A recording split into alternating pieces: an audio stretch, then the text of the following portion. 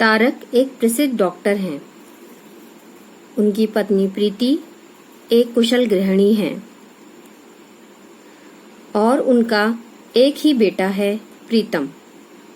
दोनों उसे बहुत प्रेम करते हैं और उसकी हर ख्वाहिश पूरी करने की कोशिश करते हैं।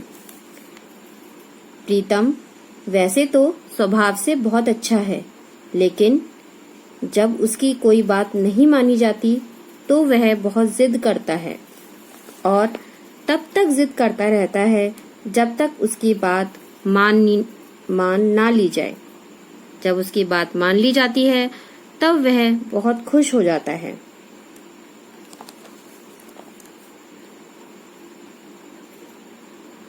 दिसंबर की सर्दियों की बात है।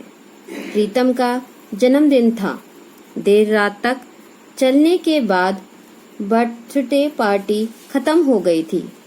सभी मेहमान अपने अपने घर जा चुके थे। जन्मदिन पर उसे कई सारे उपहार मिले थे, लेकिन उसका मुंह फूला हुआ था। प्रीतम बेटा, भला आज के दिन भी कोई गोलगप्पे की तरह मुंह फुलाकर बैठता है? प्रीतम की माँ ने कहा, ये देखो तो तुम्हारे लिए कितने सारे उपहार आए हैं। सोनम मौसी ने क्या दिया है? अनुराग मामा ने कितना प्यारा खिलौना दिया है। क्या मैं कोई छोटा बच्चा हूँ जो इनसे खेलूंगा? प्रीतम ने कहा। अच्छा चल, तुझे नहीं खेलना तो कोई बात नहीं, मत खेलो, लेकिन कुछ खा तो लो।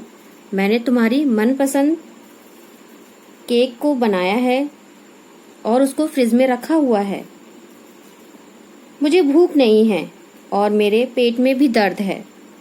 आप प्लीज यहाँ से चली जाइए, मुझे नींद आ रही है। प्रीतम बिना कुछ खाए पिए ही सो गया। असल में प्रीतम ने अपने पापा से जन्मदिन के उपहार के लिए किड्स बाइक मांगी थी, लेकिन तारक वह नहीं ला पाए थे। प्रीतम का सारा गुस्सा इसी बात पर था। अब मैं भी क्या करता प्रीति। क्लिनिक से निकल ही रहा था कि एक सीरियस पेशेंट आ गया।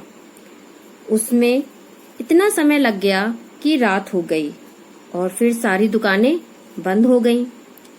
इसलिए मैं उसकी बाइक नहीं ला पाया, तारक ने कहा। प्रीति ने कहा, आप उदास क्यों होते हैं? आप एक डॉक्टर हैं। आपकी ड्यूटी किसी की जान बचाना है। वैसे कल तो आप ला ही देंगे उसकी बाइक। चलिए, आप तो चलकर खाना खा लीजिए। मूड नहीं है। उसी रात जब सभी लोग सो गए तब प्रीतम ने सोचा, मुझे घर में कोई प्यार नहीं करता है। मैं इस घर में नहीं रहूंगा। मैं चुपके से भाग जाऊंगा। उस कड़कड़ाती सर्दी में प्रीतम ने घर छोड़ने का फैसला ले लिया। जैसे ही वह घर से निकल रहा था तो वैसे ही उसे अपने गुल्लक की याद आई। इसे तोड़कर सारे पैसे निकाल लेता हूँ, बाहर काम आएंगे। प्रीतम ने गुल्लक तोड़कर सारे पैसे निकाल लिए और वह चुपके से दरवाजा खोलकर अपने घर से निकल आया। वह अपनी धुन में चलता चला जा रहा था। चलते चलते वह बहुत दूर निकल आया। सड़क पर कोई भी नहीं था। चारों ओर सन्नाटा फैला हुआ था। रह रहकर एक कुत्ते के भौंकने की आवाज आ रही थी। अचानक एक कुत्ता उसके पीछे पड़ गया। प्रीतम आगे आगे और वह कुत्ता उसके पीछे पीछे। प्रीतम ने सोचा, कहाँ से आ गया यह कुत्ता? कहाँ से मेरे पीछे पड़ गया? कहाँ तक भागूं मैं? काश कोई मेरी मदद कर दे, ये कहीं मुझे काट ना ले। उसी समय प्रीतम को रात में पहरा देने वाला एक पहरेदार दिखाई दिया। जागते रहो, जागते रहो। प्रीतम भागते हुए उस पहरेदार के पीछे छिप गया। कुत्ता अभी तक भौंक रहा था। तब पहरेदार ने डंडे का डर दिखाकर कुत्ते को भगा दिया। पहरेदार ने पूछा, तुम कौन हो? तुम्हारा घर कहाँ है? इतनी रात को क्या कर रहे हो? प्रीतम ने पहरेदार की बात का कोई जवाब नहीं दिया और वहां से भाग गया। पहरेदार को भी कुछ समझ नहीं आया कि आखिर वह भागा क्यों। भागते भागते प्रीतम बहुत दूर निकल गया। अब तो उसे जोरों की भूख भी लग रही थी। मुझे जोरों की भूख लग रही है, पर मैंने गुस्से के कारण कुछ नहीं खाया, लेकिन अब तो भूख से चक्कर आ रहे हैं। उसने इधर उधर देखा, लेकिन सारी दुकानें बंद थी। क्या करूं मैं, एक भी दुकान नहीं खुली। घर से कुछ खाने को भी नहीं लाया। कुछ खाने को ले आता तो अच्छा रहता। मेरा फेवरेट केक तो मम्मी ने रखा था फ्रिज में। वह ये सब सोच ही रहा था, तभी उसकी नजर कुछ दूरी पर रखे कूड़े के ढेर पर गई, जहां एक लड़का कूड़े के ढेर में से बीनकर कुछ खा रहा था। उसके कपड़े फटे हुए थे और वह ठंड से कांप रहा था। प्रीतम उसके पास गया और उसने उस लड़के से पूछा, तुम कौन हो?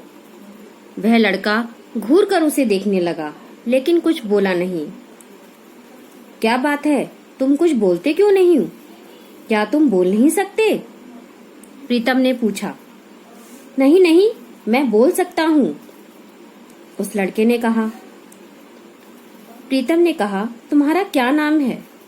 मेरा नाम राजू है, लेकिन अब मुझे इस नाम से कोई नहीं पुकारता। कोई मुझे पागल कहता है, कोई मुझे चोर कहता है, और तो कोई मुझे लंगड़ा कहता है, क्योंकि मैं बिना बैसाखी के नहीं चल सकता ना। तभी प्रीतम की नजर उसकी बैसाखी और पैर पर जाती है। ओह, तो तुम चल नहीं सकते? हाँ, बचपन से ही। राजू, तुम यहाँ बैठे हो, अपने घर क्यों नहीं जाते? घर? मेरा घर तो यही है। भला कूड़े के ढेर में भी किसी का घर होता है? मेरा है, मेरा तो यही घर है,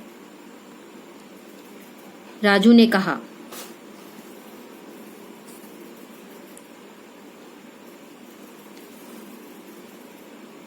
मैं यहीं पर रहता हूँ। दूसरी ओर तारक और प्रीति बिस्तर पर लेट तो गए थे, लेकिन उन्हें नींद नहीं आ रही थी।